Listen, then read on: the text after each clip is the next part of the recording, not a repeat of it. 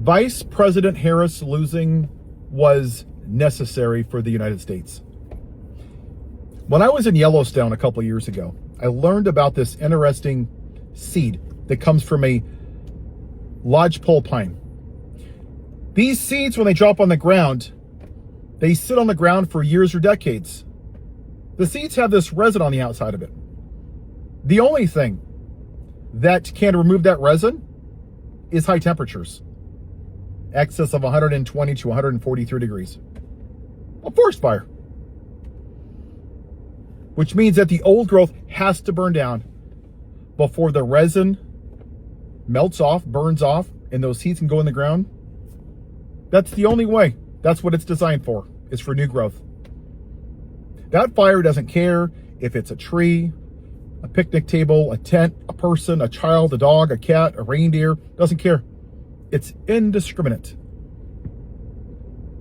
That resin is white supremacy in this country. Because that's what white people have ignored since the beginning. And even now, you were hoping that we made progress by electing a black woman. It wasn't going to happen. We never addressed the Confederacy, the lost cause, the daughters of the Confederacy. White supremacists that think that this is a white Christian nation. Many white people thought we made progress in the 1960s. Well, maybe if more people that looked like me would have actually done something instead of talking about it, maybe we would have. But what we discovered is what I already knew. We didn't make progress in the civil rights movement. We suppressed it behind a dam. We found out that many people were triggered by a black man in the White House instead of out in the fields picking their cotton. And traditional family values, white America was going away. You see, if Harris would have lost, we would have never had to confront this. White people are now getting a fraction of what it's like to be black in this country. How many people want to leave this country now because they don't like what is happening? You're not going to stay and fight?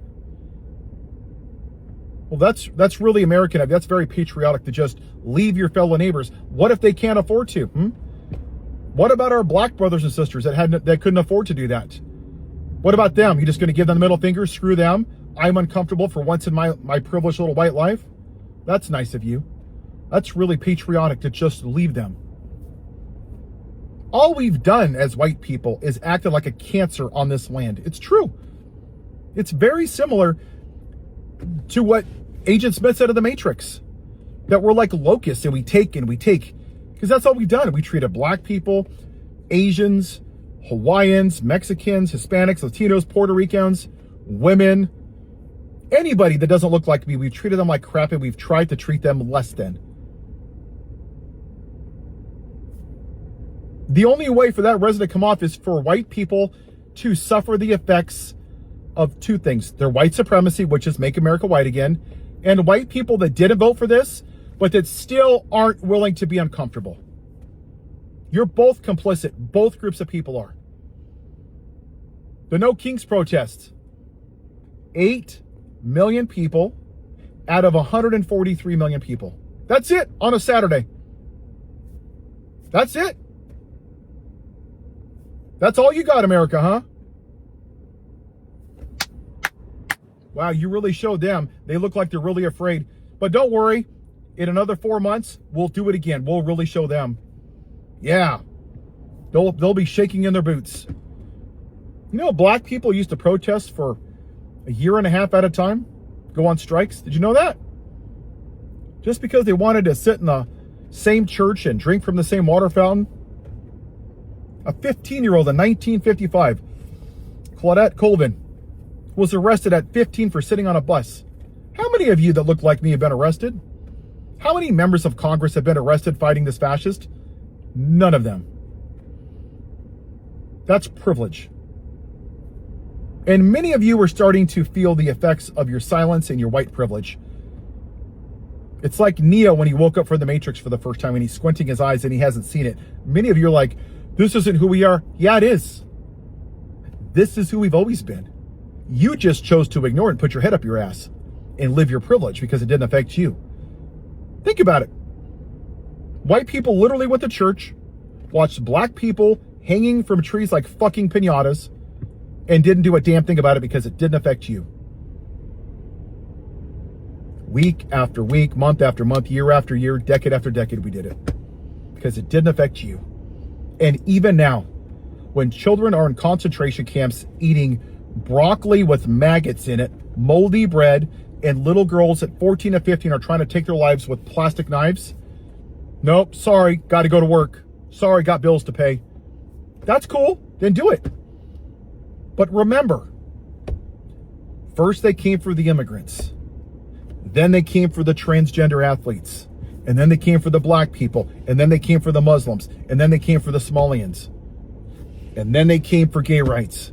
And I stood by while it happened because I had to go to work and pay money. I needed money. And then they came for me.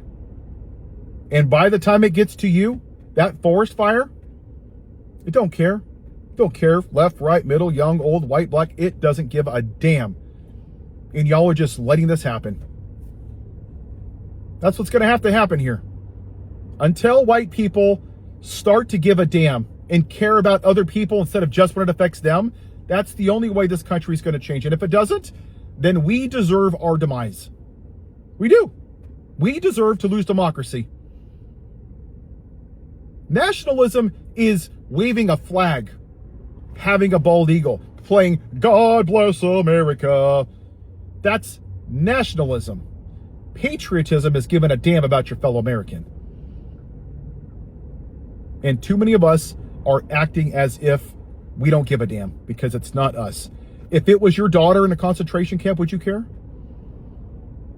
If your sister was trying to take her own life with a plastic knife in a concentration camp, would you care? If your mom was one of the victims at Epstein Island, would you care? What if your family member was a victim of a school shooting in Parkland or Uvalde, or one of the 40,000 people that die from gun violence every year? Would you give a damn? What if your aunt or your grandma was E. Jean Carroll and Trump sexually abused her? Would you care? You're damn right you would. But because it didn't affect you, you don't give a shit. And that's the problem with America. We're selfish. Me, me, me. All for $1. As long as I get more money, I will turn the other way and go back in my privilege. It's up to you, white people. This country will rise or fall based on if you start to give a damn about somebody else, or you can go down the checklist. First the immigrants, then the Somalians, then the transgender athletes, so to come all the way down to you, and there's going to be nobody left. Then you're going to get what you asked for. It was necessary that Vice President Harris lost, and I think she knows that. She'll never say it, but she knows it. She's very, very intelligent, smarter than I'll ever be. But it has to be my demographic that has this conversation because we're the ones that have privileged off the suffering of other people. Immigrants built this country. Black people built this country. White people have done nothing except take. And it's about damn time that stops. Have a good day.